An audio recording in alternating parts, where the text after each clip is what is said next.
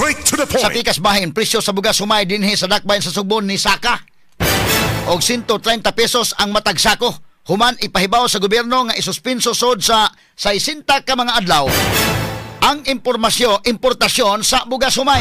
Straight to the point. Ato na hatagag pagtagad mahigalag maghisgot tag bugas humay di apod rabay mga dulan sa 400 kasakong bugas humay ang nausik sab in town. Diri sa Budiga sa Dakbayan sa Mandawi.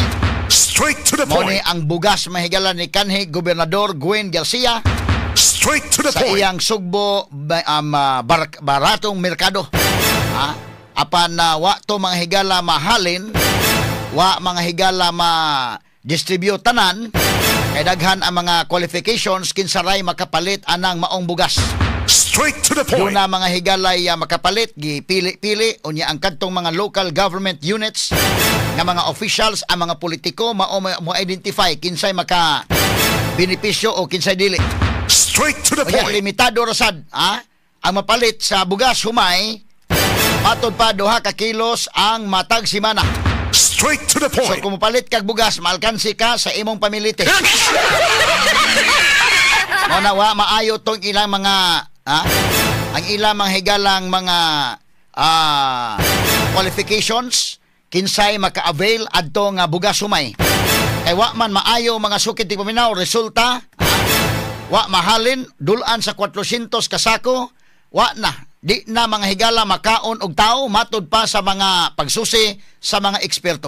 Straight to the point. Ana kapait mga kagalaan ni atas kagutom, ni ay ato mga igsuon nga wa nay dungagon apan di ay gobyerno mga higala. Kadtong bugas mga kagalaan ni Gobernador Gwendolyn Garcia kaniadto. Straight to the point. Taas Mandawi hantod ron mga kagalaan.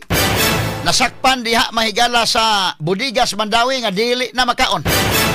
Og nasakpan kini mga higala atol na sa administrasyon ni Junkie Uwano.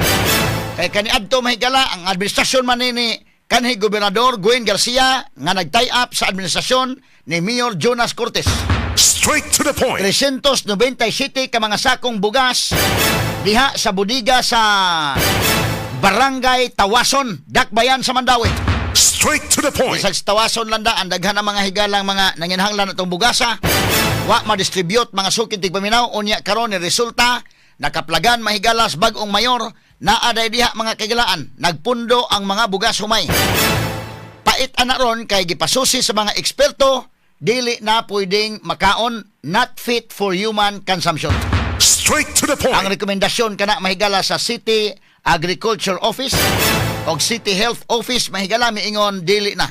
Itan-aw nila dili na fit for human consumption. My God.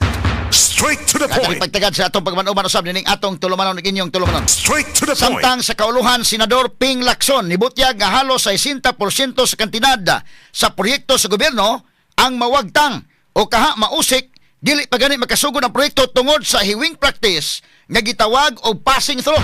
Straight to the O point. ni grabe mahigala nga korupsyon, no? Kining gibutyag mahigalang Ping Lacson mga sukit di paminaw. Nalimang kag 60% na daan mga higala ang mawagtang. Kay doon na mahigalay ang implementing agency doon ay 30% kuhaon. Unya doon na pay laing porsyento kuhaon. And abot mahigal sa kontraktor, mukuha pa po ng kontraktor kaysa goy namuhunan.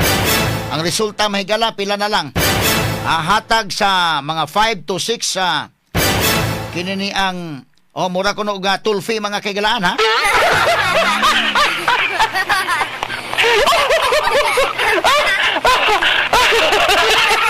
Ona nga umingon kag 60% mahigala ang makuha. Wa pa gani makasugod ang project unsa pa may kusog anang maong project. Straight to the Kini point. mo'y angay mahigalang tanawon. Si Senador Ping Lacson ron ingon sa tindekin ni volunteer naman si kini ni ang Mr. Ramon Ang. Ni volunteer si Mr. Ramon Ang dito sa Manila nga iya mga higalang sulbaron kanang problema sa baha dito sa Manila di sa mangayo og budget gikan sa gobyerno. Straight to the point. Siya ay mo solve sa baha nga problema sa Manila. Private man ay mahigala nga person, negosyante. Og siya ay mo solve mahigala sa problema sa baha sa Manila. Then sakto po na siya maoy President and CEO, no? Nining San Miguel Corporation. Ni volunteer si Ramon Ang nga siya maoy mosulbad anak kay grabe naman problema sa baha gyud. Hain naman ang flood control projects. Ingon sa siya na mo solve. So ingon Spring Lacson, kung mauho na, atong ibanan ang budget sa DPWH. Straight to the point. Correct, sana. Trillion guna ilang budget. Ha? Trillion ang budget sa Department of Public Works and Highways. Kung mo volunteer sila mo nga, siya mo solve anang baha. Why bayag gikan sa gobyerno? Maka-appreciate sa taan na mga higala nga kind of voluntarism. So, saan man to? Kawaton tong ang budget sa gobyerno. Trillion na ba to? So, para nako sakto sa na, nga ibanan to. Ihapak to og lain mga higala nga mas dinalian. Para nako ganit day kaning healthcare gapon sa Pilipinas day, angay hapakan ana. Kay Ginoo ko ning ato mga hospitals mga higala dito sa PGH o kining ato Vicente Soto Hospital porbidan daghanag sa mga pasyente. Gasugwak gyud in taon mga sukit tig paminaw. Straight to the point. Ano ang angay hatagag pagtagad mga higala. I hope makita nila na Kana flood control projects, billions ang mga kantidad. Pila ka billions ang nawa mga higala og matod pang Marcos. Guni-guni, palpak, pila ka billions tanan gikan sa 2023 to 2025. Naana mga higala sa mga 980 billion. Straight to the point. 980 billion. Why nangita sa 980 billion? Why nangita mga higalas contractors na 980 billion? Kay ilag yung unahon may higala katong Merigis Pratos. Ona nga mga tao, di po nimo maingon nga kanana ang lisod po kayo mga higala imong i-mislead ang mga tao nga accountability ning ato accountability. Kining masa mga higala lisod kayo og makaminos kas mga tao ba. Kamura siguro maoy nagpatutuo sa inyong kagalingon, nagtuo sa mo nga nadani nyo ang masa. Pero kanang katauhan nakasabot na nga bida kanang inyo atik-atik lagi na in the guys kunuhay nga crusader mo sa accountability anti-graft crusader pon tinuuray si Sara Duterte lagi inyong gigukod. Ay tinuod mong anti-graft crusader kining 980 billion nga kantidad sa flood control projects nganong wa man mangita ana. Straight to the point. Katong 125 million nga niingon na ganing kuha nga wa mga higala irregularities maogoy gisigihag lugit. Straight to the point. So karon buntaga tagan tanig pagtagad mga kaigalaan sa atong uban usab nining atong tulumanon ug inyong tulumanon. Straight to the Ano ba, point. prangka-prangka ba lang ba? O mag-uban ta nga anti-graft crusader, gukuron taning mga kawatan sa gobyerno. Bisan gamay ngadto sa dagko. Unahon na to mga higala ang dagko. Unahon ang dagko. Labi na mga higala kini nagkantidad og billions kay mao ni ang nakalunod sa atong nasod. Straight to the point. Ang presidente na may misulti gid mismo nga guni-guni palpak ang proyekto so hain man ang mga contractors. Straight to the point. Kana og tinuod may galang seryoso nas BBM sad. Karon mo volunteer man si Ramon Ang nga siya maoy mo solve anang problema sa baha. Ipasolve niya. Kay ako mas mutuo mahinuon ko dai kining private sector og maoy mo solve mga higala mas masolve pa. Straight to the point. Tanawar ko na may higala mga projects o kana mga PPP nga ang proponents mga kaigalaan ang naghimo na ang private sector mas nindot pa. Mas ligon pa. Gobyerno ganin mo mohimo probida manguros na ng tandaan. Private sector paspas mo trabaho. Paspas kayo mo trabaho. Ang gobyerno may galam ingon sa dayo magigobyerno lang ta. So be kana be, ibani ko no. Be kana kay Spring Lacson mga kaigalaan be. Mo man ingon nahon-nahonaan. Ako mga higala para nako okay ko na ibani ng trilyon sa Department of Public Works and Highways kay sulbaron man. Ni Ramon Ang kanang maong problema. Straight to the Lisod point. man kayo og naailain na private sector mo gasto anang problema sa baha. Unya usa man to day katong trillions dito. Ang pila ka billion sa sad for this year nga budget anang flood control. Inyo na pong kauno na po sa mga buhaya. Aron butaga tagan tanig pagtagad mahigala sa manuban usab nining atong tulumanon ug inyong tulumanon. Straight to the Una nga point. dito sa Senado nahimong katawanan hinuon dito mahigala si Vic Soto, si Tito Soto, Sa diha mahigala mo insister gyud siya, wa siya maka agwantag bill to bill mahigalang senador, kinini ang Rodante Marcoleta.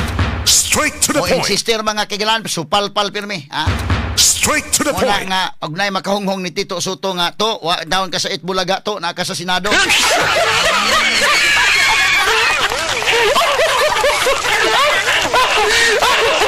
Hatag mahigalag joke-joke. Makaingon na sa mahigalag mula Batanes hanggang Hulo. Lagi katawa mga sukid tigpaminaw ha. Hala na o more or less atong tingog mga sukid tigpaminaw. Pero bida mula Batanes hanggang Hulo, saan ka man napanig ng mundo, 1,000 isang tuwa, buong bansa Itbulaga.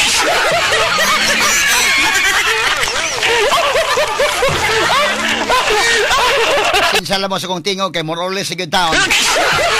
Murag nag-Itbulaga dito mahigalas Vicente Soto.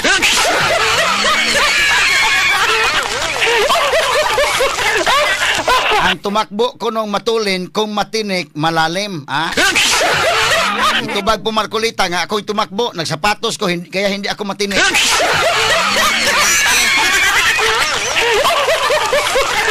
So kini og gadi gusto si Tito Soto nga madali, hinahinay lang kuno dai mo may pasabot anang kana siya nga panultihon ba. Pasabot anang hinahinay lang ta hinahinay.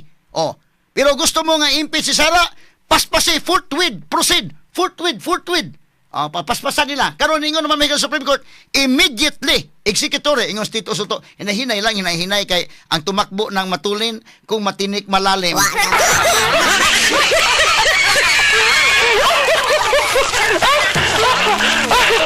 Kadto untang gisultihan ni Tito Soto, hindi sa may mo katawanan ang mga congressmen unta. Kay sila may nagkiat ato pag-file sa kaso. Kabantay mo February 5 mahigala gakiat pa nato sila wa gani makabasa. Kadto gisulting nga Senator Rodante Marcolita gipasa-pasa may galang pirmahanan, wa kabasa sa unod og unsay pirmahan. Mao nay dapat sultihan Tito Soto nga dili ito dali-dalion. Ila man gidili-dali di karon natinik noon.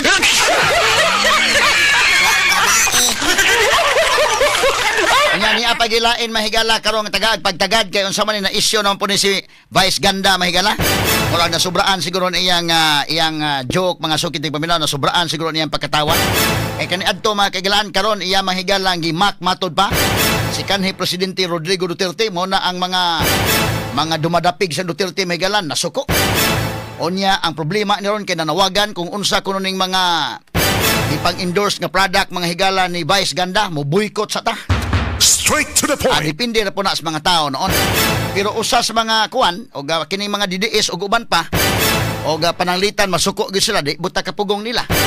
No? Delikado og mapiktaran ini mahigala ni mga produkto sama ining McDonald's mga kagalaan.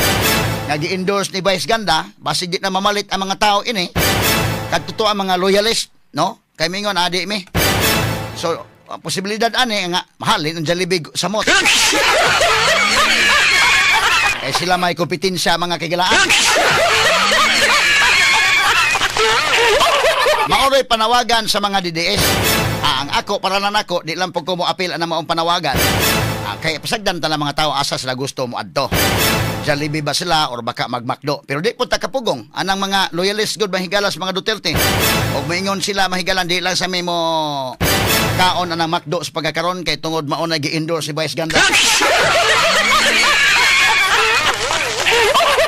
Kung posible sad nga kining iya medyo may pagkataklis bagha ni siya mga higala or posible mga kaigalaan nga kining iya joke lang yun na sobraan lang. Kadto bitaw kaniya tos Jessica Soho man sad mahigala mo iyang gihimo nga subjects and joke.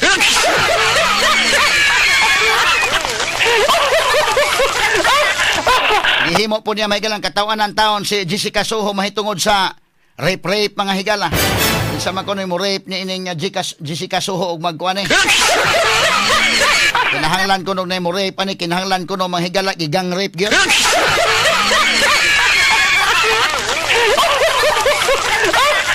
Di kuno na mahurot Jessica Soho og rape. Oy, kinahanglan kuno more than one gyud ang mo rape. Posible ning iya mahigalag manubra lang ning iyang joke baka or baka taklis lang gyud og unsa ba ang problema ini apektaran ang mga produkto nga iyang gipang-endorse ka mao may panawagan sa mga tao